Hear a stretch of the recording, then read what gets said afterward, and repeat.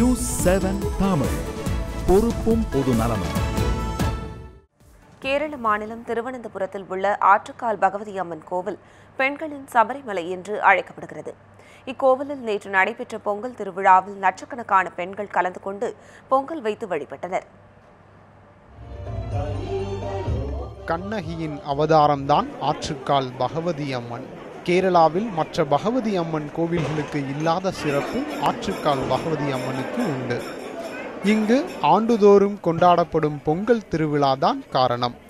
இந்த கோவிலில் கொண்டாடப்படும் பொங்கல் திருவிழா கின்னஸில் இடம் பிடித்த பொங்கல் விழா என்பதுதான் இந்த கோவிலையும் பகவதி அம்மனையும் உலக புகழ் பெறச் செய்துள்ளது.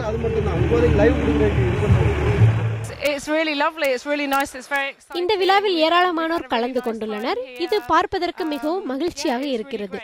நாங்கள் இது போன்ற விழாக்களை இதற்கு முன்னதாக பார்த்ததில்லை.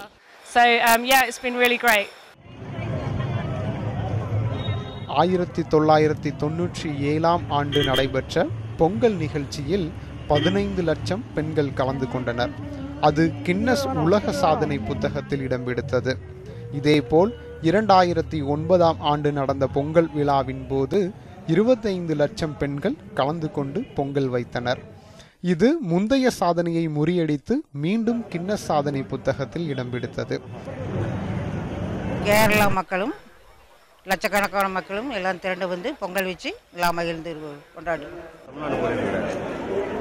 இத்தகைய சிறப்புமிக்க ஆற்றுக்கால் பகவதி அம்மனின் இந்த ஆண்டுக்கான பொங்கல் வைக்கும் திருவிழா கடந்த 25ஆம் தேதி காப்பு கட்டுதலுடன் தொடங்கியது.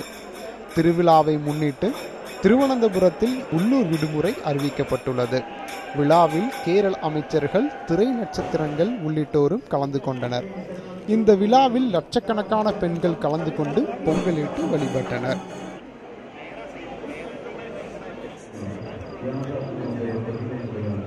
குறிப்பாக இந்த திருவிழாவை பொறுத்தவரையில் 15 வயதுக்குட்பட்ட ஆண் குழந்தைகள் மற்றும் பெண் குழந்தைகள் வேடம் அணிந்து சுவாமியை வழிபடுவது ஒரு சிறப்பம்சமாக கருதப்படுகிறது.